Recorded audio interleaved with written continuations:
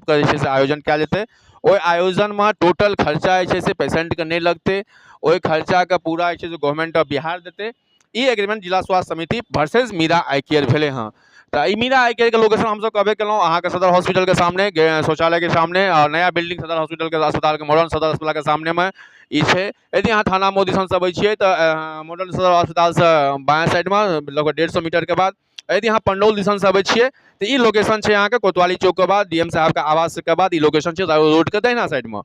तो और ई जे छै से अहाँके हिनका कॉन्टैक्ट भेटलै हँ 1 मार्च से लए कऽ 31 मार्च तक राष्ट्रीय अंधापन उन्मूलन कार्यक्रम के तहत जिला स्वास्थ्य समिति मधुबनी वर्सेस मीरा आई केयर के कॉन्टैक्ट भेलै हँ। तो ई हम और जानै छी डॉक्टर साहब से बातचीत, और हुनका से जानै छियै जे आखिर एहिके दौरान ई पीरियड में हिनका जे छै से केना की अहाँके भेटतनि और पेशेंट के केना की पैसा लगतै, प्लस आखिर ई जे एग्रीमेंट